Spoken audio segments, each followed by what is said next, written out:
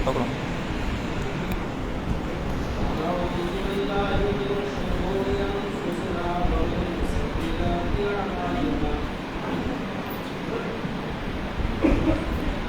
چلا دیے.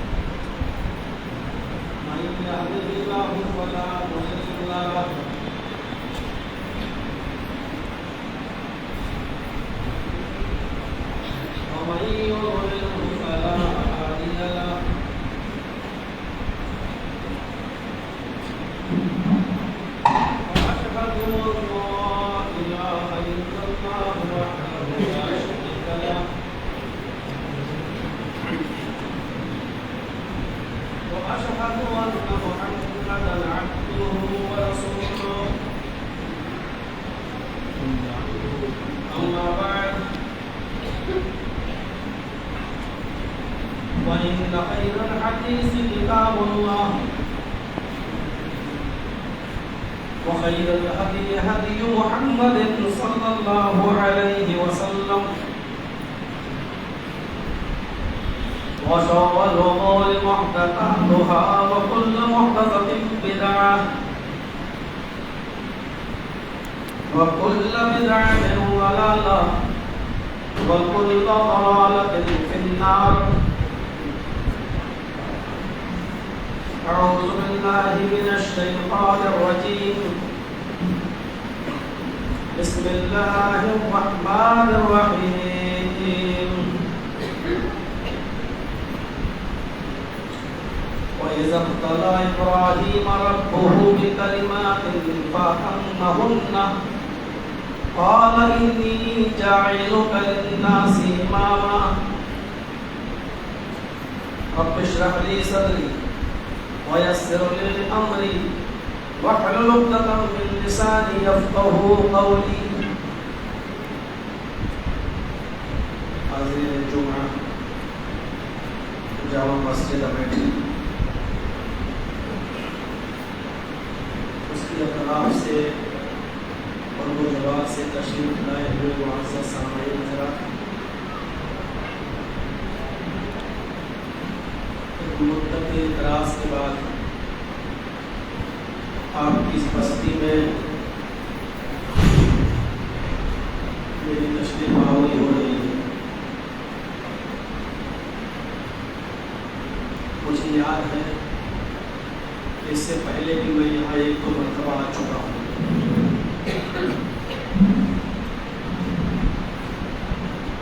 اب تو میں آپ کے بالکل قریب میں رہ رہا ہوں، لکھنؤ میں.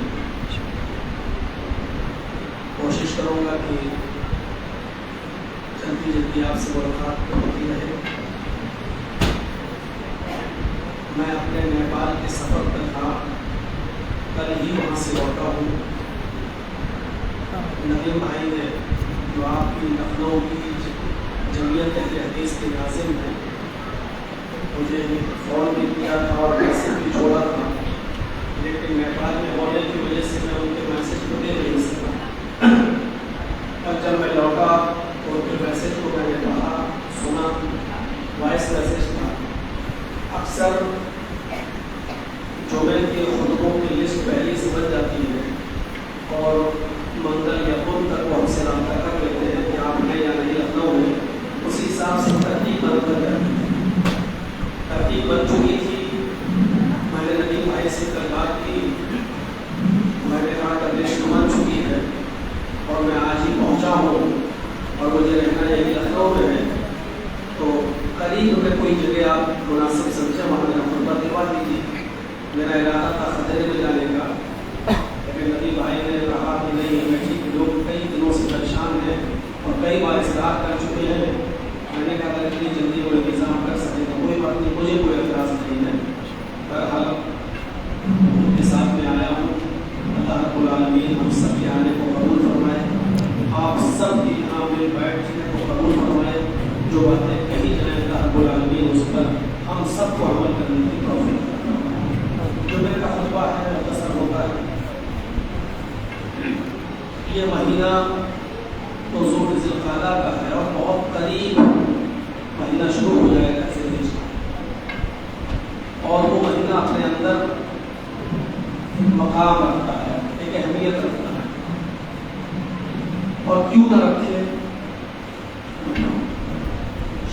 بھی ایسی ہے کہ جس کو اللہ رب العالمین نے مختلف طریقوں سے آزمایا، مختلف چیزوں سے آزمایا، اور وہ اپنی ہر آزمائش میں پورے ہوئے، اور پورے اترنے کے بعد بھی اللہ تبارک و تعالیٰ نے ان سے کہا انی جاعلک للناس اماما،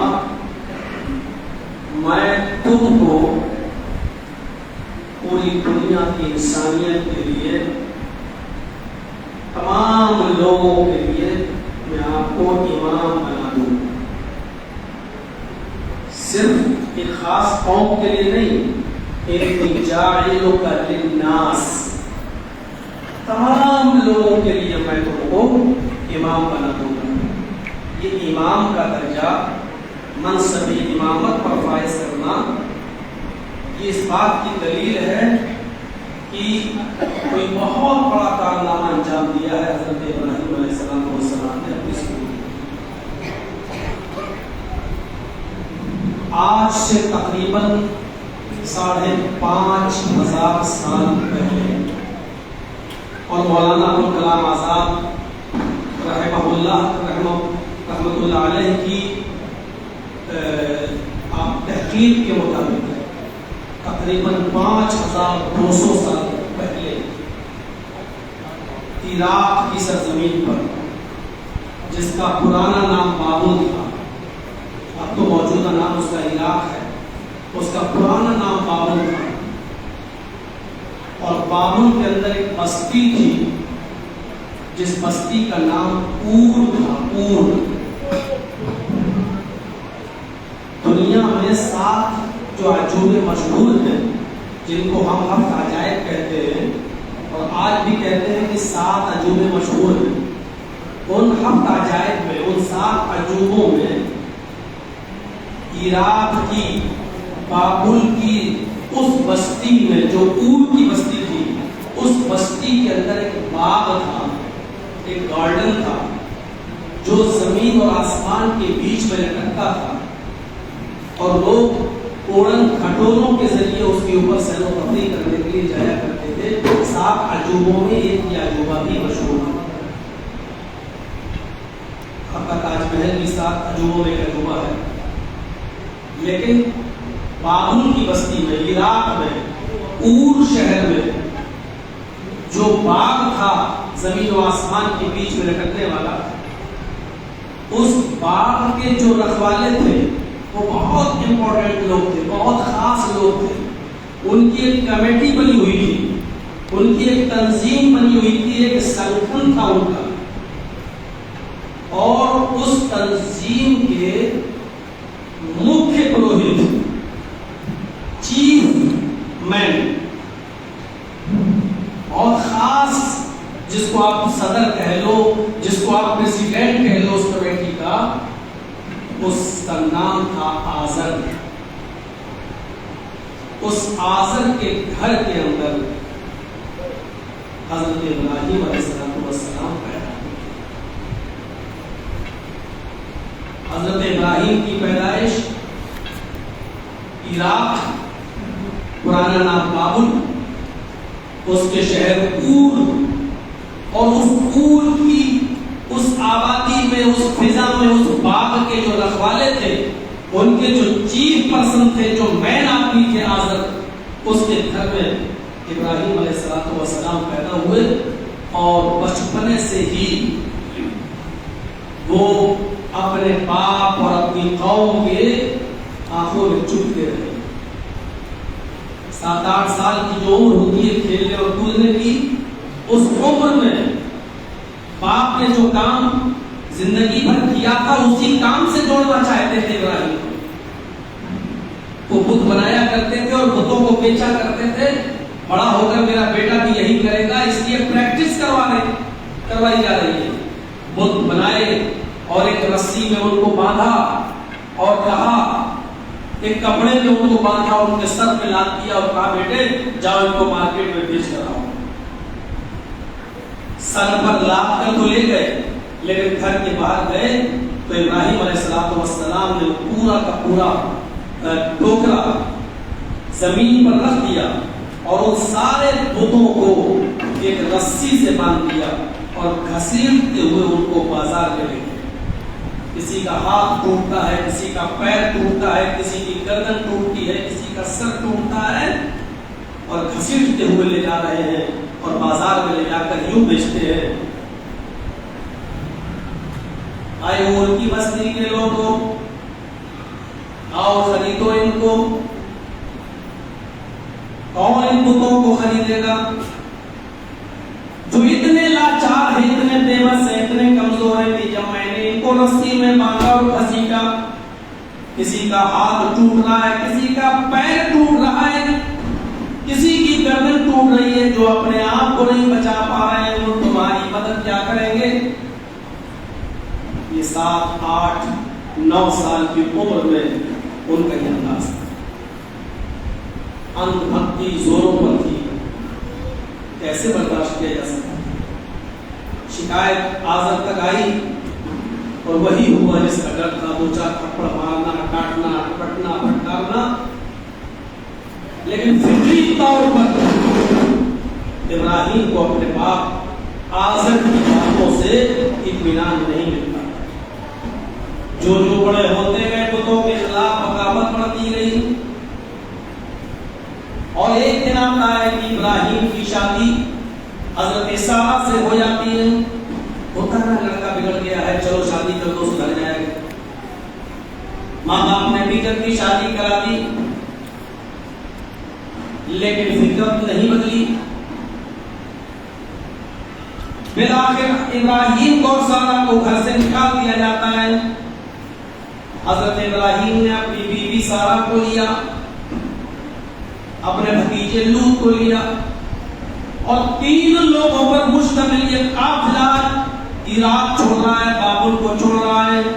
اور عراق کی سرحد سے لگی ہوئی شام کی سرحد تھی, عراق سے سٹا ہوا سیریا ملک تھا, ملک شام جس کو آج سیریا کہا جاتا ہے. جب شام کے بارڈر پر پہنچتے ہیں اور شام کے اندر قدم رکھتے ہیں تو یوں اپنی بستی کو, اپنی آبادی کو, عراق کو, اپنے شہر کو دیکھتے ہیں. اور دیکھنے کے بعد جو ان کی زبان سے جملہ نکلتا ہے وہ جملہ یہ نکلتا ہے جس کو قرآن یوں ریکارڈ کرتا ہے, انی ذاہب الی ربی سیہدین. او میری قوم کے لوگوں, تمہاری محبت کو خیر آباد کہتے ہوئے, تمہاری محبت کو قربان کرتے ہوئے میں دوسری بستی میں آ گیا ہوں. ان قریب میرا رب میری رہنمائی کرے گا, ان قریب میرا رب مجھے راستہ دکھائے گا. انی ذاہب الی ربی, میں اپنے رب کی طرف نکل گیا, میں اپنے رب کے راستے پر نکل پڑا. انی ذاہب الی ربی سیہدین, بہت جلدی وہی میری رہنمائی کرے گا. وطن کو چھوڑتے وقت چھوڑنے کی تکلیف سب کو ہوتی ہے. خدا اللہ کے نبی نے جب مکہ چھوڑا تو خانہ کعبہ کا قلعہ پکڑا اور روتے ہوئے کہا, کعبہ مجھے تیرے باشندوں نے مجبور کر دیا, اگر مجھے تیرے باشندوں نے مجبور نہ کیا ہوگا تو میں تیری محبت کو خیر آباد کبھی نہیں کہتا, میں تجھے چھوڑ کے کبھی نہیں جاتا. کچھ نااہلوں نے ابراہیم کی, اسماعیل کی, یعقوب کی, یوسف کی اور محمد رسول اللہ کی وطن کی اس محبت کو ایمان سے جوڑ دیا. یہاں تک کہ لوگوں نے عربی میں یہ مقولہ بھی پڑھ لیا, حب الوطن من الایمان, وطن کی محبت ایمان کا حصہ ہے. حالانکہ یہ نہ کوئی حدیث ہے, نہ حدیث کا کوئی ٹکڑا ہے, بلکہ یہ موضوع من گھڑت بھی روایت نہیں ہے, بس یہ لوگوں کے زبان پہ چڑھ گئی ہے. ہاں, لیکن نبیوں کی یہ کارنامے ہمیں بتا رہے ہیں کہ وطن کی محبت سب ہو رہی ہے, اور اس جگہ سے محبت ہونی بھی چاہیے جہاں پیدا ہوئے ہیں, جہاں پر رہ رہے ہیں, جہاں کھاتے اور پیتے ہیں, اس بستی سے ہمیں محبت ہونا بھی چاہیے, کیونکہ نبی اکرم کو بھی تھی, حضرت ابراہیم کو بھی تھی. اور جب یہ قافلہ وہاں نکلا تو پریشانیوں سے دوچار ہونا پڑا, مصیبتوں سے دوچار ہونا پڑا. خدا رب العالمین نے ابراہیم علیہ السلام کی شان میں یہی کہا, وَإِذَا ابْتَلَىٰ إِبْرَاهِيمَ رَبُّهُ بِكَلِمَاتٍ, ابراہیم کو ان کے رب نے مختلف نعمتوں سے آزمایا ہے. وَإِذَا ابْتَلَىٰ إِبْرَاهِيمَ رَبُّهُ بِكَلِمَاتٍ, اللہ رب العالمین نے بندوں سے آزمایا ہے فَأَتَمَّهُنَّ، لیکن ابراہیم اپنے رب کی ساری آزمائشوں میں پورا اترے، ان پر اس کسوٹی پر پورا اترے۔ جب ابراہیم علیہ السلام اپنے رب کی ہر آزمائش پر پورا اترے تو اللہ نے پھر ان سے وعدہ کیا انی جاعلک للناس اماما، میں بہت جلدی تمہیں تمام لوگوں کا امام بنا دوں گا، میں بہت جلدی تمہیں تمام لوگوں کا امام مبین کر دوں گا۔ یہ منصب امامت ان کو ملی ہے آزمائشوں کی بھٹیوں میں تپنے کے بعد۔ یہیں سے آزمائش شروع ہوتی ہے۔ جب حضرت سارہ کو لے کر ملک شام پہنچے تو بادشاہ کی نیت خراب ہوتی ہے حضرت سارہ کی خوبصورتی کو دیکھ کر۔ اس نے ابراہیم سے کہا تم یہیں رکو اور سارہ سے پوچھ تاچھ کے لیے ہم ان کو اندر لے جا رہے ہیں۔ پھر اس بادشاہ نے سیریا کے شام کے ان کی طرف غلط نظر ڈالی اور ان کی طرف ہاتھ بڑھانا چاہا، لیکن سارہ نے دعا کی الہ العالمین اگر میں حق پر ہوں اور تیرا بندہ ابراہیم میرا شوہر اگر حق پر ہے تو مجھے اس آزمائش میں پورا اتارنا، اے اللہ میری عزت و ناموس کی حفاظت فرمانا۔ بادشاہ نے ہاتھ بڑھایا لیکن وہ وہیں رک گیا، وہ حضرت سارہ کے قریبان تک نہیں پہنچ پایا۔ اس نے دعا کی، کہا سارہ دعا کرو میں آئندہ تمہاری طرف ہاتھ نہیں بڑھاؤں گا، اللہ سے دعا کرو تم اللہ کی نیک بندی ہو، اللہ تمہاری دعا سن لے گا اور مجھے ٹھیک کر دے گا۔ حضرت سارہ کو رحم آ گیا، دعا کی اور بادشاہ بالکل ٹھیک ہو گیا۔ اس نے سوچا ہو سکتا ہے یہ اچانک کوئی بات نہیں ہو، اس سے دعا کا کیا تعلق ہے؟ اس کی نیت حسن سارہ پر پھر بگڑی، اس نے دوبارہ ہاتھ بڑھانا چاہا لیکن سارہ کی وہی دعا کام آئی اور بات آگے نہیں بڑھ پاتا تھا، بس وہی رک جاتا تھا غریبان کے پاس اور وہی شل ہو جاتا تھا، وہی سن پڑ جاتا تھا۔ اس نے 3 مرتبہ ہاتھ بڑھایا اور تینوں مرتبہ سارہ کے سامنے گڑگڑایا دعا کرو، اور اس نے 4تھی مرتبہ چھوڑ دیا۔ پھر اس نے اپنی ایک لونڈی کو جس کا نام ہاجرہ تھا یہ بھی سارہ کی خدمت میں دے دیا، سارہ تم جاؤ اور یہ لونڈی بھی لے جاؤ جو ابراہیم کو دے دینا، جو تمہارے راستے میں کام آئے گی اور خدمت کرے گی۔ حضرت ابراہیم نے بعد میں اس لونڈی کو اپنی بیوی بنا لیا، ان کو نکاح میں لے لیا، ہاجرہ کو اپنی بیوی بنا لیا۔ میرے پیارے ساتھیوں، سارہ سے تو ان کو کوئی بیٹا نہ ہوا لیکن حضرت ہاجرہ سے اللہ رب العالمین نے ان کو ایک بیٹا عطا فرمایا جس کا نام انہوں نے اسماعیل رکھا۔ اس پر بھی ایک بڑی لمبی داستان ہے۔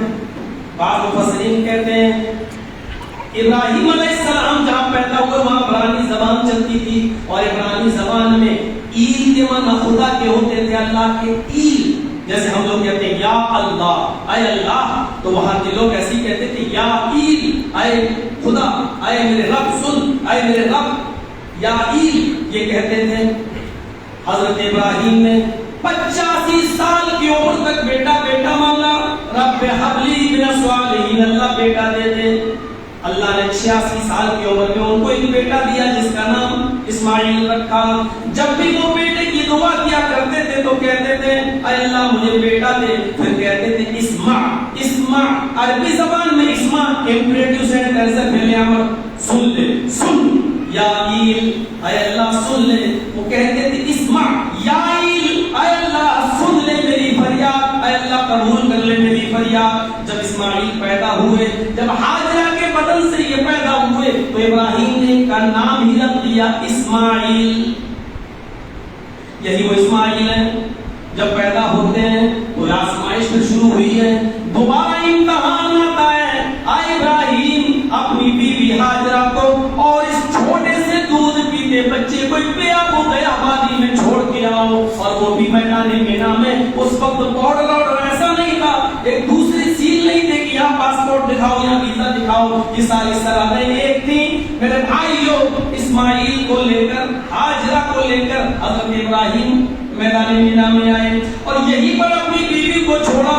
تھوڑے سے ستوتے پانی کی 2-4 گھونٹ کا جو ختم ہونے کی کگار پر تھا، فرمایا چھوڑ دو، اب رہنا نہیں ہے تمہیں ان کے پاس، اب تمہیں دعوت و تبلیغ کے لیے نکل جانا ہے۔ اپنی بیوی کو ایسی بیابو قیاح وادی پہ چھوڑتے ہیں جہاں نہ درند ہے، نہ پرند ہے، نہ چرند ہے، نہ 4 پیر والا جانور ہے، نہ کوئی حیوان ہے، نہ کوئی انسان ہے۔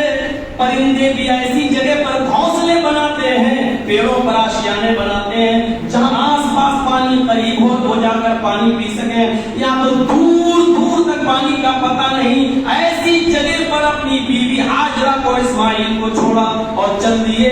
بیوی دوڑ کر آتی ہے اور اسماعیل کا پیچھے سے دامن پکڑ کر کہتی ہیں میں آپ کی رفیق سفر ہوں، میں آپ کی رفیق حیات ہوں، میں شریک غم ہوں، اے میرے شوہر کیا حق کے رفاقت میں، کیا دوستی بھرے سفر میں مجھے آپ نے کبھی مجھے نافرمان پایا ہے؟ کیا آپ نے کبھی میرے اندر کوئی کمی پائی ہے؟ کیا اس زندگی کے سفر میں مجھے کبھی آپ نے اپنے ساتھ کھڑا ہوا نہیں پایا ہے؟ کوئی دن ایسا ہو تو بتاؤ، کوئی لمحہ ایسا ہو تو مجھے بتاؤ جب میں آپ کے قدم سے قدم ملا کر چلی تو آج مجھے چھوڑ کر کہاں جا رہے ہو؟ شاید ابراہیم علیہ السلام کے پاس اس سوال کا جواب نہیں تھا، انہوں نے پیچھے سے ہاتھ اٹھایا اور آگے بڑھنے لگتے ہیں۔ بیوی پھر آگے بڑھتی ہے، چھوٹا سا دودھ پیتا بچہ ابھی اسی ننگی زمین پر لیٹا ہوا ہے، اپنے منہ میں انگلیوں اور انگوٹھوں کو دبا رہا ہے، شاید اسی میں سے اس کو دودھ نکلنے کی امید ہو۔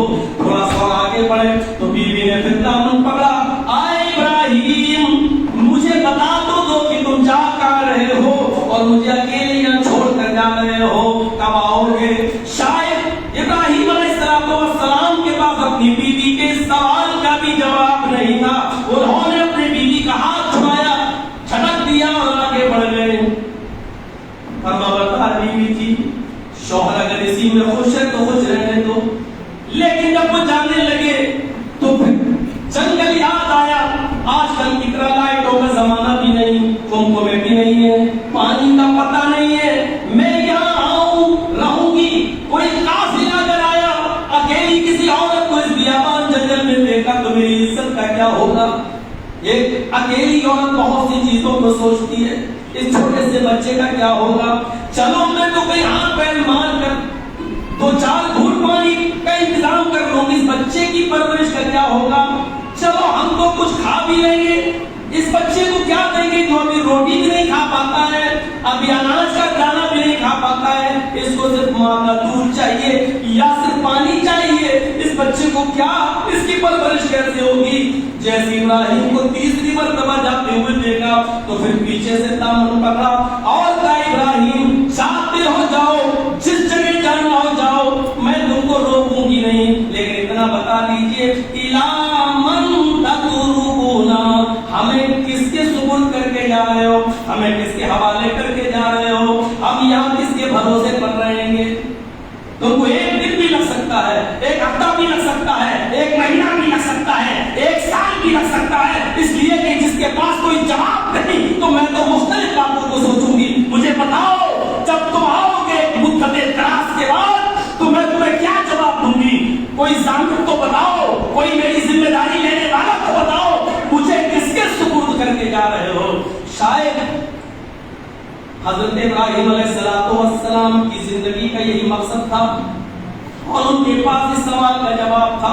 انہوں نے اپنی بیوی کا ہاتھ جھڑکتے ہوئے فرمایا اللہ، آئے میری بیوی تیرے اس تیسرے سوال کا جواب ہے میرے پاس، اور وہ یہ ہے کہ تو پوچھتی ہے مجھے کس کے سپرد کر کے جا رہے ہو؟ میں نے تجھے اور اس بچے کو اللہ کے سپرد کر دیا۔ جیسے ہی اللہ کا لفظ سنا فوراً بیوی نے دامن چھوڑ دیا اور چھوڑتے ہی کہا اب آپ چاہیے، اب میں آپ کو بالکل نہیں روکوں گی، آپ نے مجھے کس ہستی کے حوالے کیا ہے، لن یضیعنا اللہ ابدا، لن یضیعنا اللہ ابدا، اب ہمارا رب ہم کو کبھی ضائع نہیں کرے گا، اب ہمارا رب ہم کو کبھی برباد نہیں کرے گا۔ توکل اور بھروسے کی ایسی مثال میرے بھائیوں نہ خانقاہوں پر ملے گی، نہ قبروں پہ چادر چڑھانے والوں کو ملے گی، نہ ان سے بیٹا اور بیٹی مانگنے والے تصور کر سکتے ہیں۔ نبی ہے، زندہ نبی ہے، کوئی قبر میں دفن بھی نہیں ہے، زندہ نبی ہے، اور زندہ نبی کے پاس زندہ عورت فریاد کر رہی ہے کہ مجھے کس کے حوالے کر کے جا رہے ہو، اور وہ زندہ نبی کی زبان سے بھی جو جملہ نکلتا ہے وہ توحید کی ایسی دعوت جو مردہ باباؤں کے پاس اس کا جواب نہیں ملے گا، اور وہ جواب یہ تھا اللہ، آئے میری بیوی میں بھی تیرے کوئی کام نہیں آ سکتا،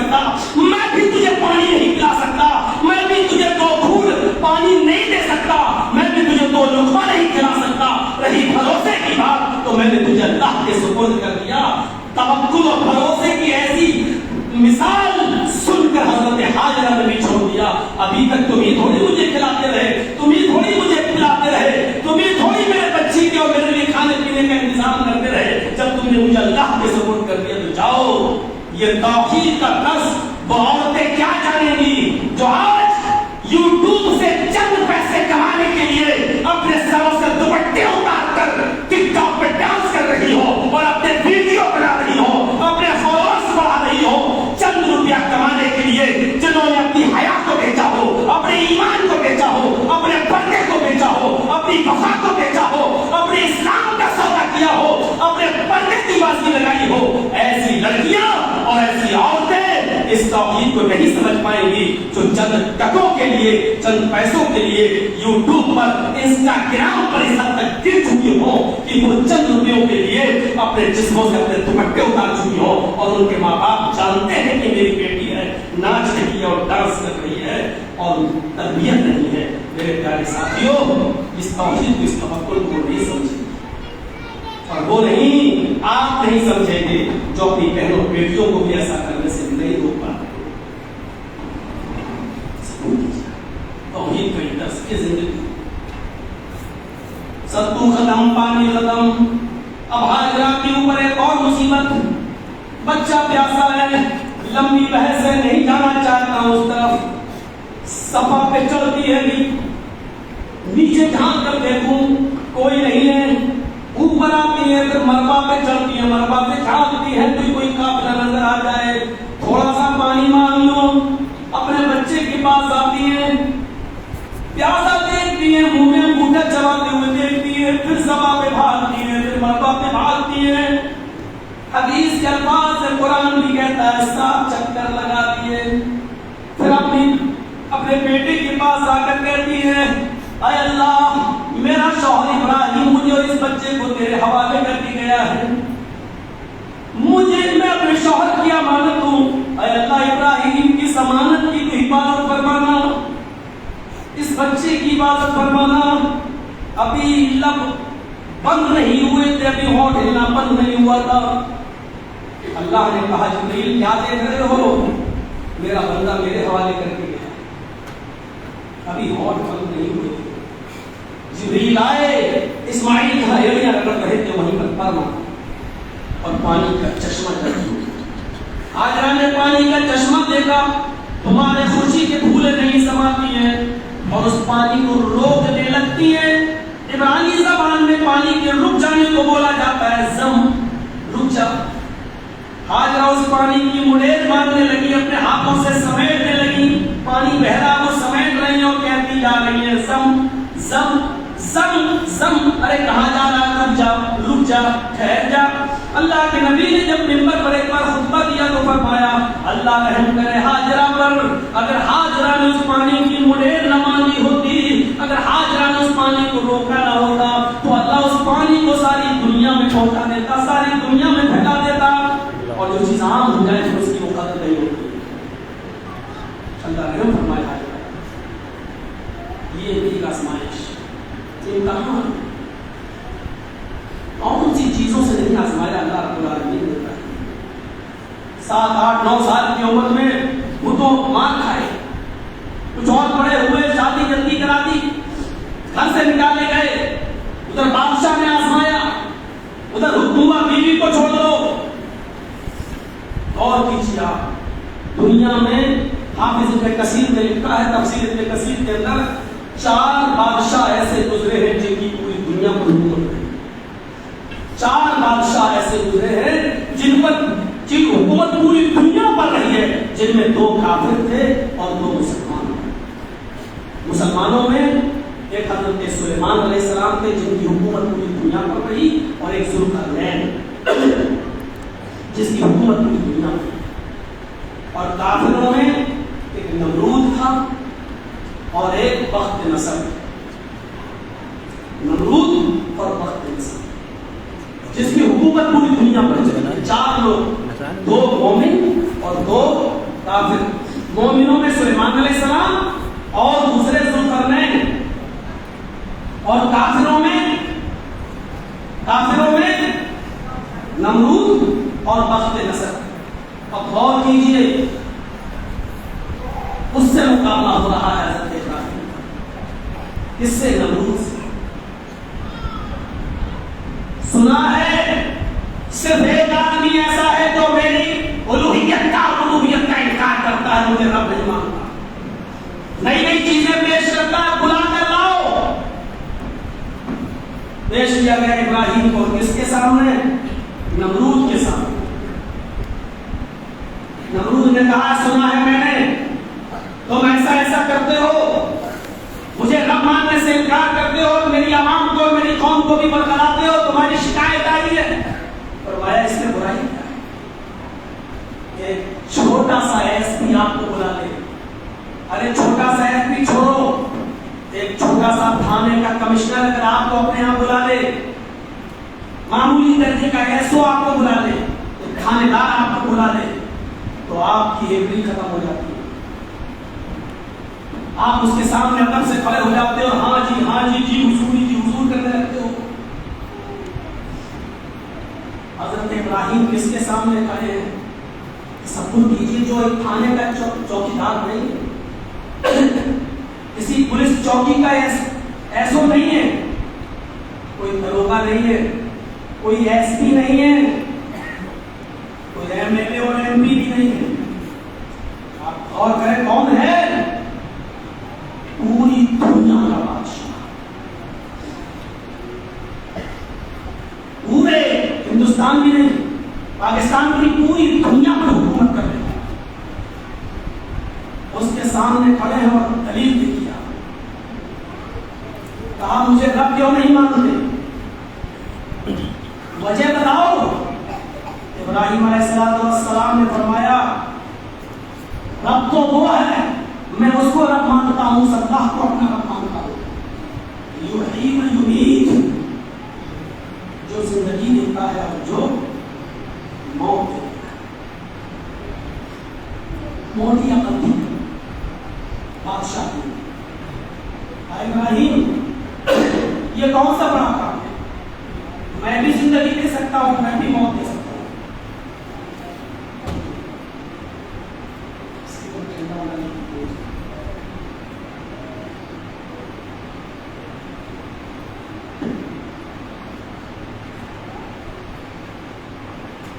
میں بھی زندگی دے سکتا ہوں، میں بھی موت دے سکتا ہوں۔ ابراہیم علیہ السلام نے کہا وہ کیسے؟ سنیے گا۔ اس نے کہا ایک آدمی ہمارے جیل میں پڑا ہوا ہے، اس کو موت کی سزا ہے، اس کو نکالا اور آزاد کر دیا جاؤ، دیکھو میں نے اس کو زندگی دی۔ اور ایک آدمی کو پکڑا، دیکھو یہ مسلمان بیچارے نے کچھ نہیں کیا، اس کو لائے، اس کو قتل کرا، دیکھو میں بھی موت دیا۔ ابراہیم علیہ السلام سمجھ گئے بڑی موت یا تنکا ہے، یہ ایسے نہیں سمجھے گا، اس کی کھوپڑی میں نہیں بیٹھے گی بات۔ کہا کہ اچھا آپ نے اس کی سمجھ میں نہیں آئی ہے، ایسا ہے رب وہ ہوتا ہے جس کو ساری چیزوں کا اختیار ہو۔ موت اور زندگی کی تو ایک مثال میں نے دی جو تم نے کر کے دکھا دی، رب اس کو کہتے ہیں۔ اب سن میرے رب کیا کرتا ہے، میرا رب مشرق سے سورج نکالتا ہے اور مغرب میں ڈبوتا ہے، پورب سے نکالتا ہے اور پشچم میں ڈبوتا ہے۔ اگر تو رب ہے، تو خدا ہے، تو اللہ ہے، تو مغرب سے نکال کے دکھا، مشرق میں ڈبو دے، نکال پشچم سے، نہیں کر سکتا۔ جانتا تھا کہ ابراہیم علیہ السلام نے اس مرتبہ ایسی چیز کا مطالبہ کر دیا جو میرے بس کی بات نہیں۔ ابراہیم علیہ السلام نے کہا مجبور ہو، نہیں کر سکتے ہو، اور جو مجبور ہو وہ رب نہیں کر سکتا۔ آپ اندازہ سے مصداق کر پائیں گے، یہ دلیل دینا نا بہت آسان ہے، آپ مجھ سے بحث کر سکتے ہو کیونکہ ملا مولوی بہت کمزور لوگ ہوتے ہیں۔ حضرت ابراہیم علیہ السلام یہ بحث کس سے کر رہے ہیں؟ دنیا کی سب سے بڑی طاقت سے، اس سے کر رہے ہیں جو پوری دنیا کا بادشاہ ہے، اس سے۔ اب آپ اندازہ لگا سکتے ہیں کیا آزمائش تھی، اور اس کے بعد حضرت ابراہیم علیہ السلام کو کن امتحانوں سے گزرنا پڑا۔ اتنا ہی نہیں، مختلف ناحیوں سے دلیلیں پیش کی، کچھ ستارے کو رب مانتے تھے، کچھ لوگ چاند کو رب مانتے تھے، کچھ لوگ سورج کو رب مانتے تھے. تو وہاں ڈائریکٹ یہ نہیں کہا ستارہ میرا رب نہیں، چاند میرا رب نہیں ہے، سورج میرا رب نہیں، یہ نہیں کہا. لوگوں نے کہا چاند ہم ستاروں کو اپنا رب مانتے ہیں. دلیل کہنے کی اسٹائل دیکھی، طریقہ استدلال دیکھی. اچھا یہ ستارہ ہے، ہاں یار کافی بڑا ہے، سنا ہوں ستارے میں پوری دنیا آ جاتی ہے. ہاں صحیح بات ہے، روشنی بھی دے رہا ہے. کہاں وَإِذَا رَأَوْا كَوْكَبًا فَقَالَ هَٰذَا رَبِّي. لوگوں سے کیا کہا واقعی یہ تو روشنی بھی دے رہا ہے، یہ تو ٹمٹما بھی رہا ہے، چمک بھی رہا ہے، یہی میرا رب ہے. اور صبح ہوتے ہوتے ستارہ غائب، اس کی روشنی چلی گئی. اب لوگ تو صبح ہی نکل کے گھر پہ باہر نکلیں گے نا. حضرت ابراہیم فرماتے ہیں ارے یہ تو چھپ گیا، ارے یہ تو چلا گیا، ارے اس کی تو روشنی غائب ہو گئی، یہ رب کیسے ہو سکتا ہے؟ اس کا مطلب یہ ہے کہ روشنی ستارے میں پیدا کرنے والا کوئی ہے. اس کا مطلب یہ ہے کہ ستارے کو نکالنے والا کوئی ہے اور اس تارے کو چھپانے والا بھی کوئی ہے. ستارے کا نکلنا اور ڈوبنا اس بات کی دلیل ہے کہ یہ تحجر اور حدوث پر دلیل قائم کر رہا ہے. یعنی یہ نکلتا ہے اس کا مطلب نکالنے والا کوئی ہے، یہ غائب ہوتا ہے اس کا مطلب اس کو غائب کرنے والا کوئی ہے. تو ہم اس کو کیوں رب مانیں گے؟ ہم ڈائریکٹ اسی کو رب مانیں گے جو اس کو نکالتا ہے، جو اس کو چھپاتا ہے. دوسری رات میں چاند کو دیکھا، لوگوں نے کہا یہ میرا رب ہے. حضرت ابراہیم نے کہا ہاں یہ تو اس سے بھی زیادہ چمک رہا ہے. قرآن کہتا ہے جب حضرت ابراہیم نے چاند کو دیکھا تو کہا ہاں ربی یہی میرا رب ہے. اور صبح ہوتے ہوتے جب چاند غائب ہو گیا تو کہنے لگے نا یہ میرا رب ہو ہی نہیں سکتا، جو نکلے اور غائب ہو جائے، جو چمکے اور چھپ جائے وہ رب ہو ہی نہیں سکتا ہے. یہ سورج جو چمک رہا ہے یہ چاند اور ستارے کی روشنی سے بھی زیادہ روشن ہے اور یہ سب سے بڑا ہے. ھذا ربی ھذا اکبر. ابراہیم علیہ السلام نے کہا یہ میرا رب ہے اور یہ سب سے بڑا ہے. حالانکہ دل سے نہیں کہہ رہے تھے، طریقہ استدلال دیکھو. اور شام ہوتے ہوتے جب سورج بھی چھپ گیا تو ابراہیم علیہ السلام نے کہا یہ رب کیسے ہو سکتا ہے؟ اے میری قوم کے لوگوں مجھے بتاؤ، مجھے سمجھاؤ. ستارہ رات کو چمکتا ہے اور دن میں اس کی روشنی ختم ہو جاتی ہے.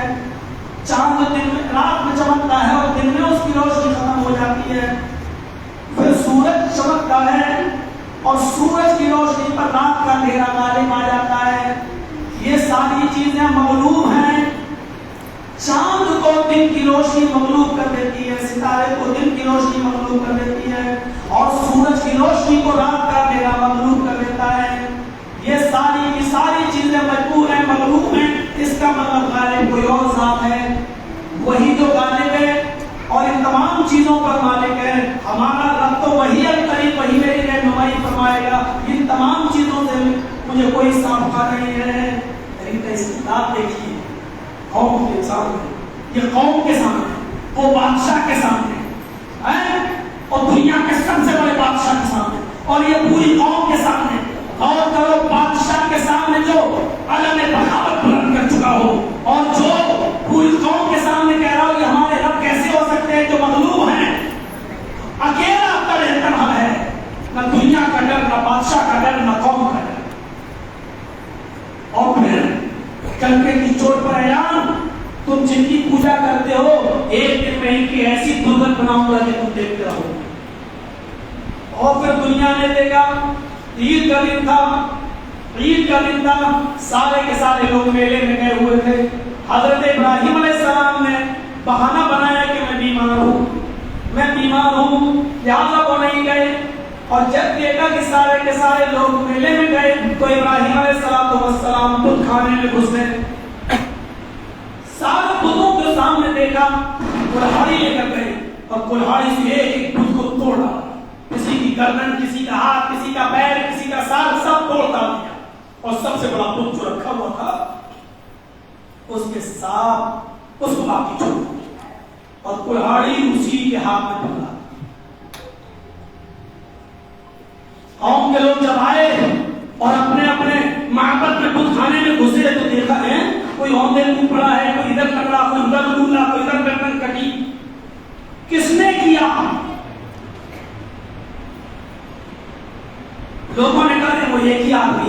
جو ہمارے بتوں کو برا بھلا کہتا، اور تو کوئی ہے نہیں، بلاؤ۔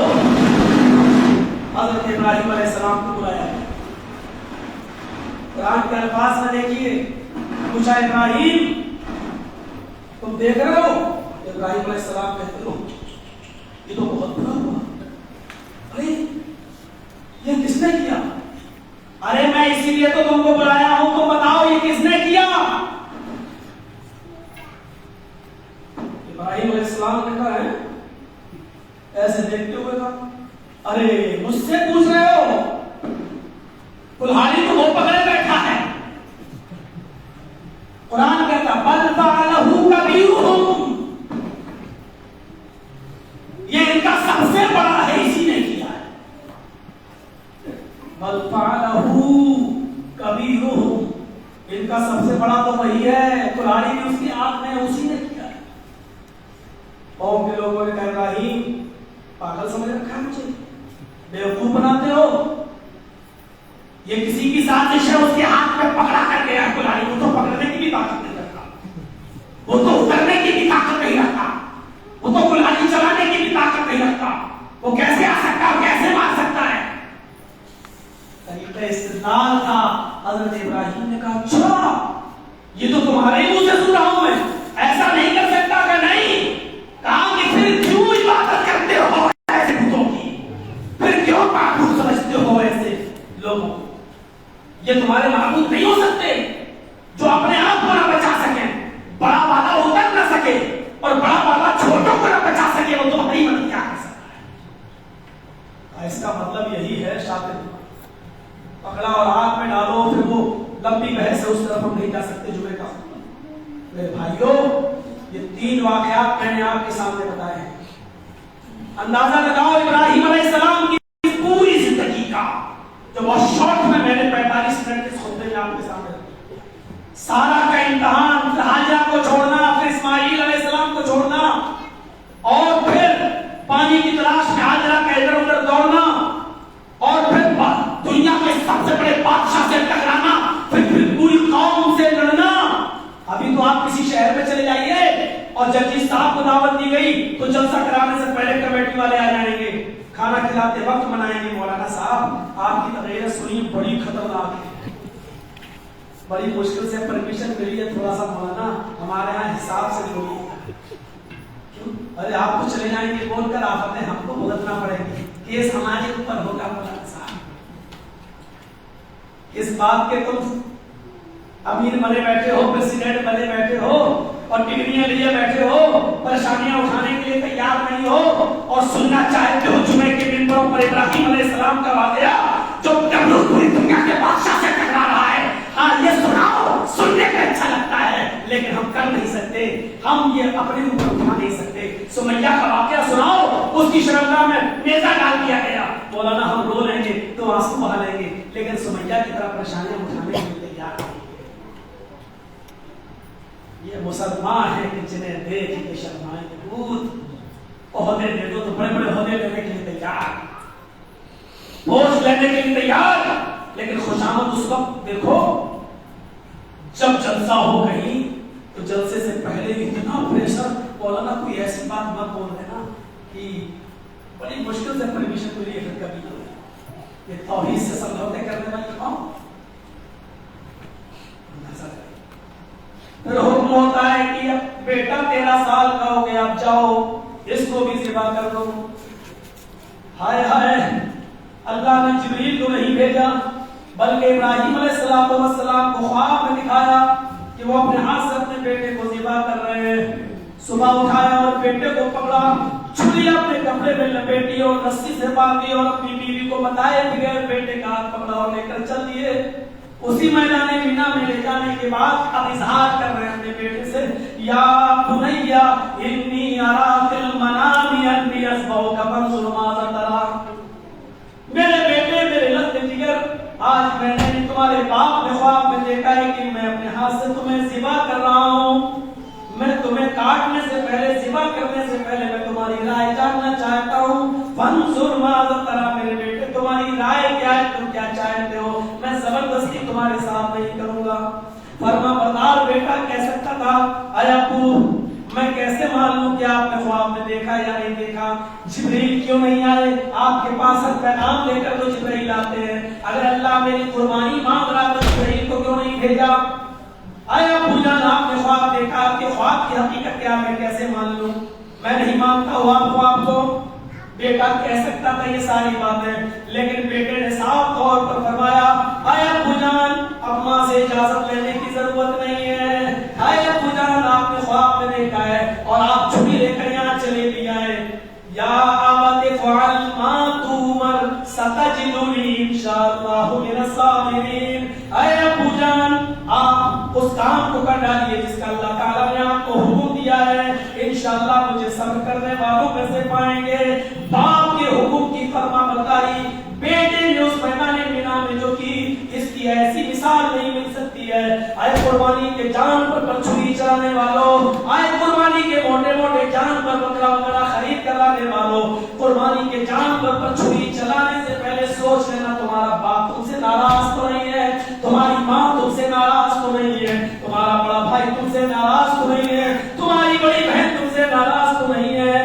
ابراہیم علیہ السلام نے جب قربانی دی تو بیٹے نے اپنے باپ کے حکم کو بھی مانا. باپ اور بیٹے کی فرما برداری کی مثال بتلا رہی ہے کہ قربانی اسی وقت ہوگی جب تمہارا باپ تم سے راضی ہو، تمہاری ماں تم سے راضی ہو. اگر تم نے قربانی کے جانور پر چھری چلا دی اور تمہارا باپ تم سے ناراض، کعبے کے رب کی قسم تیری قربانی تیرے منہ پہ ماری جائے گی. تیری ماں تجھ سے ناراض، تیری قربانی گوشت کھانے کے لیے، لیکن اللہ رب العالمین کیا تیری قربانی قبول نہیں. ان تمام چیزوں کی اپنی محبت، بیٹے کی محبت کی قربانی بھی ابراہیم علیہ السلام دے رہے ہیں. اس کا نام ہے قربانی. قربانی سے جانور کے گلے پر چھری چلا دینے کا نام نہیں ہے.